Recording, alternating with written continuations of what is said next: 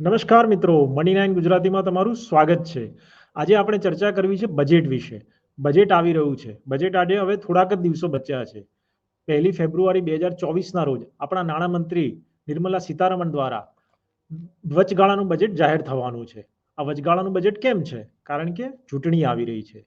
એટલે જે financial year નાણાકીય વર્ષ જે માર્ચ 2024માં પૂરું થઈ રહ્યું છે, ત્યાર પછી સરકારને જે 2 મહિના માટે ખર્ચ કરવાનો છે, એની જોગવાઈ કરવા માટે આ વચગાળાનું બજેટ લાવવામાં આવી રહ્યું છે.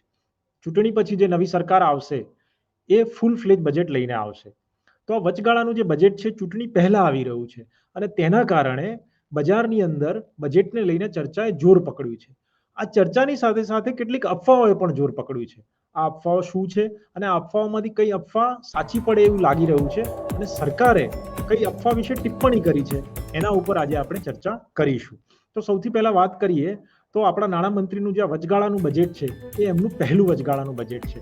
કારણ કે આની પહેલા એમણે જેટલા પણ બજેટ આપ્યા છે એ બધા ફૂલ ફ્લેજ બજેટ આપેલા છે. 2019ની અંદર જ્યારે પિયુષ ગોયલ નાણામંત્રી હતા ત્યારે એમણે વચગાળાનું બજેટ આપ્યું હતું અને એ જે વોટ ઓન એકાઉન્ટ હતું એમાં કોઈ મહત્વની જાહેરાતો નહોતી થઈ. એટલે આ વખતના બજેટમાં પણ કોઈ મહત્વની જાહેરાતો થાય એવી શક્યતા દેખાતી નથી. પણ આમ છતાં ચૂંટણી આવી રહી છે એટલા માટે જે કરદાતાઓ છે એમને કંઈક રાહતો મળે એવી ચર્ચાએ અત્યારે જોર પકડેલું છે. તો આપણે એ અફવાઓ વિશે વાત કરીએ તો સૌથી પહેલી અફવા તો એ છે કે લોકોનો જે પર્સનલ ઇન્કમ ટેક્સના સ્લેબ છે એમાં જે રિબેટ સરકાર આપે છે એને વધારવાની વાત અત્યારે થઈ રહી છે. આ સિવાય એટીસીની જે મર્યાદા છે એને વધારવામાં આવે એવી ચર્ચા કે એવી અફવાએ પણ અત્યારે જોર પકડેલું છે. આ સિવાય જે તમે હેલ્થકેરની પોલિસીનું જે પ્રીમિયમ ભરો છો એમાં સેક્શન 80D હેઠળ જે આપણને કર છૂટ મળે છે એ વધારવામાં આવે તેવી ચર્ચા પણ અત્યારે બજારમાં ગરમાગરમ ચર્ચાઈ રહી છે. આમાંથી કઈ ચર્ચા સાચી પડે છે, ઇન્કમ ટેક્સના સ્લેબમાં શું ફેરફાર થાય છે, એ તમામ સવાલોના જવાબ આપણને બજેટના દિવસે મળી જશે. બરાબર છે. પણ ત્યાં સુધી અફવાઓની જે વાતો થઈ રહી છે ત્યાંની વચ્ચે સરકારના એક અતિ ઉચ્ચ અધિકારીએ જે ટિપ્પણી કરી છે એના ઉપર આપણે વાત કરીએ. તો જે પર્સનલ ઇન્કમ ટેક્સનો સ્લેબ છે જેમાં ગયા વર્ષે સરકારે રિબેટ આપ્યું હતું, જે 7 લાખનું મર્યાદા હતી અને વધારીને 7.5 લાખ કરી હતી, એમાં હજુ પણ વધારો થાય એવી જ અફવા જે જોર પકડ્યું છે અત્યારે.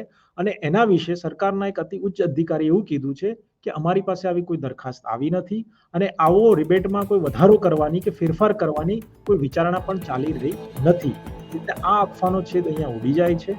એટલે જો તમે કરદાતા તરીકે આવી અપેક્ષા રાખી રહ્યા હો કે નવા ટેક્સ સ્લેબમાં છો અને તમને તમારું જે રિબેટ છે 7 લાખથી 7.5 લાખ થવાની જે ચર્ચા છે એવી જો અપેક્ષા બંધાઈ હોય તો અત્યારે આ આશા અપેક્ષા રાખવાનો કોઈ અર્થ રહેતો નથી. હવે આ તો થઈ અફવાઓની વાત. આપણે એ પણ જોઈએ કે જે 2023નું જે બજેટ હતું જેમાં જાહેરાતો પર્સનલ ટેક્સને લઈને જે કરવામાં આવી એ કઈ મહત્વની જાહેરાતો હતી તો એના વિશે વાત કરીએ તો ગયા વખતના બજેટની અંદર આપણે જે ટેક્સ સ્લેબની રિબેટની જે મર્યાદા હતી એ સરકારે 5 લાખથી વધારીને 7 લાખ કરી હતી. આ મર્યાદા નવા ટેક્સ સ્લેબ વાળા માટે હતી, જે ન્યૂ ટેક્સ રેજીમ જે લાગુ થયું છે એના માટે હતી. એટલે કે જો તમે ન્યૂ ટેક્સ રેજીમમાં આવતા હશો તો તમને 7 લાખથી ઉપરની આવક ઉપર જ તમારી ઇન્કમ ટેક્સ ભરવાની જરૂર છે. ત્યાં સુધીની તમારી આવક જે છે એ નોન ટેક્સેબલ ગણાય છે. આ સિવાય 2023ના બજેટમાં સરકારે જે સ્ટાન્ડર્ડ ડિડક્શનનો નિયમ હતો એ પણ લાગુ કર્યો હતો. એક્ઝમ્પશન લિમિટ જે 2.5 લાખની હતી એ વધારીને 3 લાખ કરી હતી અને જે ફેમિલી પેન્શન માટે 15,000નું ડિડક્શન હતું એને પણ જાહેર કરવામાં આવ્યું હતું. હવે આપણે વાત કરીએ જે ન્યૂ ટેક્સ રેજીમ છે અને જે ઓલ્ડ ટેક્સ રેજીમ છે એની, તો ગયા વખતના બજેટમાં સરકારે ન્યૂ ટેક્સ રેજીમને બાય ડિફોલ્ટ સેટ કરી દીધું હતું. એટલે જો તમે નોકરિયાત હશો અને તમે હવે આ ફેબ્રુઆરીમાં તમારું જૂનું ટેક્સ રેજીમ કે નવું ટેક્સ રેજીમનો તમને વિકલ્પ આપવામાં આવશે તમારી કંપની તરફથી. જો તમે આ વિકલ્પની પસંદગી નહીં કરો તો તમે આપોઆપ ન્યૂ ટેક્સ રેજીમમાં શિફ્ટ થઈ જશો. એટલે તમારા માટે આ તારીખ ધ્યાનમાં રાખવી ખૂબ જ મહત્વની છે. હવે જ્યારે તમારી કંપની તરફથી તમને કહેવામાં આવે કે ઇન્કમ ટેક્સનું તમે ડિટેલ્સ ફાઇલ કરો ત્યારે તમારે આ વિકલ્પ પસંદ કરવો ખૂબ જરૂરી છે, નહીતર તમે નવા ટેક્સ રેજીમમાં શિફ્ટ થઈ જશો. નવા ટેક્સ રેજીમની અંદર તમને કોઈ જ પ્રકારની કરલાભ નહીં મળે. HRA, LTA, ATC, ATD આ જે સેક્શન છે જેની અંદર કરલાભ મળે છે એ નહીં મળે. પણ તમારી જે ટેક્સેબલ ઇન્કમ છે એની જે લિમિટ છે એ ઘણી વધી જશે. હવે આમાંથી કયો સ્લેબ તમારે પસંદ કરવો એ તમારે તમારા પોતાના ઇન્કમ ટેક્સની જે તમે કયા સ્લેબમાં આવો છો, તમારી આવક કેટલી છે, તમારી ટેક્સેબલ ઇન્કમ કેટલી છે, અને તમે હોમ લોન ભરો છો નથી ભરતા, આ તમારે આર્થિક સલાહકાર હોય એની સાથે વાતચીત કરીને એનું ડિસિઝન તમારે લેવું જોઈએ.